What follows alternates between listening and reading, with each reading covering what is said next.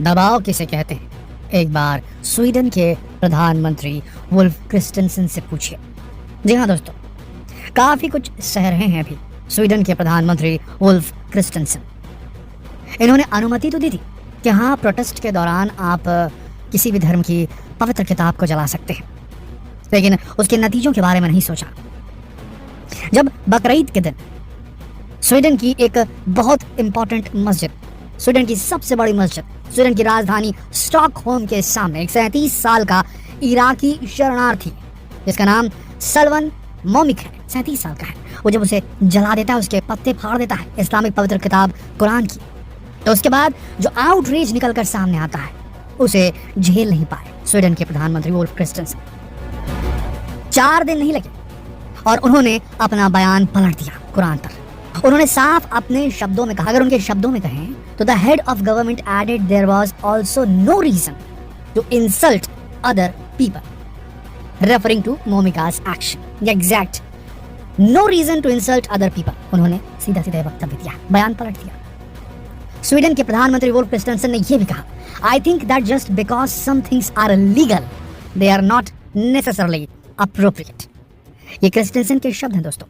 Sweden की सरकार के नेता, प्रधानमंत्री का वक्तव्य है ये कि जो चीज लीगल होती है, कानूनी रूप से सही होती है, कि जो चीज लीगल होती है, कानूनी रूप से सही होती है, इसका मतलब ये नहीं कि वो जरूरी हो कि वो उपयुक्त हो, उचित हो, अप्रोप्रिएट हो। साफ शब्दों में वो कह रहे हैं कि ऐसा नहीं होना चाहिए था। आगे वो कहते हैं कि इसके कॉन्सिक्वेंसेस क्या होंगे, मतलब इसके नतीजे क्या होंगे, ये आने वाले हफ्ते में हमें पता चलेगा। यानी कि बुरी तरीके से घबरा हुआ, सीधी बातों में कहें तो डर क्या होता है ये आप सामने वुल्फ क्रिस्टेंसन के शक्ल पर देख सकते हैं। 4 दिन में कुरान पर पलट गया है स्वीडन, जिसने पूरी दुनिया में कहा था कि हम आज़ादी देते हैं कि प्रोटेस्ट के दौरान आप कुरान जला सकते हैं। उसके बाद ये सब कुछ हुआ, और ये यूं ही नहीं हुआ दोस्तों। सबसे पहले सऊदी अरब ने स्टॉकहोम के राजदूत को, यानी कि स्वीडन के राजदूत को जो कि सऊदी अरेबिया में थे, उसे तलब किया, बुलावा दिया और उसे जमकर खड़ी खोटी सुनाई गई। तुर्की, मोरक्को, जॉर्डन, इन कंट्रीज की बात तो भूल जाइए, कुवैत, इन कंट्रीज की बात भूल जाइए। इन्होंने सीधा कह दिया वापस आओ, वापस निकलो यहाँ से। सीधे से स्वीडिश जो राजदूत है उसे भगा दिया और अपने राजदूत को वहाँ से बुला लिया। ये जो होता है ना, राजदूतों को हटा देना, यानी कि किसी भी देश के अंदर किसी दूसरे देश का अगर राजदूत होता है उससे भगा देना, और अपने देश का कोई राजदूत दूसरे देश में गया हो संबंध सुधारने के लिए दोनों देश के बीच, उसको भी बुला लेना, ये बहुत बड़ा साइन होता है दोस्तों कि घेरा जा रहा है उस कंट्री को। ऐसा पुराने जमाने में, खासकर वर्ल्ड वॉर 1, 2 और 3 में तब होता था, जब युद्ध करना होता था तो बुलावा दे दिया जाता था, आ जाइए वापस। अपने देश के राजदूत को बुला लेते थे और दूसरे देश के राजदूत को जो कि उनके देश में होता था उसे हटा दिया जाता था। ये चीजें इतनी इंटेंस हो चुकी है दोस्तों कि OIC, organisation of Islamic cooperation, दुनिया का सबसे बड़ा इंस्टीट्यूशन जो दुनिया के सारे मुस्लिम देशों को एक माला में पिरोता है, उसने एक आकस्मिक अर्जेंट मीटिंग बुला ली है स्वीडन पे हुए इस हरकत को देखते हुए, खासकर ईद उल अधा यानी कि बकरीद के दिन हुई इस घटना को लेकर के। और उन्होंने साफ साफ एक सुर में कंडेम किया है, निंदा की है इस हरकत की, और साथ साथ उन्होंने एक स्ट्रैटेजी बनाई है उन देशों से निपटने के लिए जो लगातार इस्लाम को टारगेट करें, इस्लामोफोबिया मचा रहे हैं। इवन OIC सक्सेसफुल हो गया है। तुर्की के जो रिप्रेजेंटेटिव है यूनाइटेड नेशन में परमानेंट, उन्होंने ये कन्फर्म किया है कि 15 मार्च को दुनिया भर में इंटरनेशनल एंटी इस्लामोफोबिक डे मनाया जाएगा, यानी कि इस्लामोफोबिया के लड़ने के लिए, उससे लड़ने के लिए 15 मार्च को इंटरनेशनल दिवस मनाया जाएगा। और इसमें हामी भर दी है यूनाइटेड नेशन ने, संयुक्त राष्ट्र ने। जी हाँ दोस्तों, कुल मिलाकर देखा जाए तो OIC अगर कमर कसते और ये कह दे कि हमें व्यापारिक संबंध तोड़ने हैं स्वीडन के साथ, किसी भी तरीके से इस कंट्री को घेरना है, तो स्वीडन बच नहीं पाएगा, ना व्यापारिक मसौदों में उसका काम कुछ हो पाएगा। और दूसरी चीज़, स्वीडन की एकमात्र जो ये घबराए हैं ना वुल्फ क्रिस्टेंसन, जो एक प्रेशर में आए हैं, उसके पीछे सबसे बड़ा कारण ये है क्योंकि वहाँ की जो राजनीतिक पार्टी है जिसके लीडर है वुल्फ क्रिस्टेंसन, जो के प्रधानमंत्री बने हुए भी, उन्हें अब डर सता रहा है।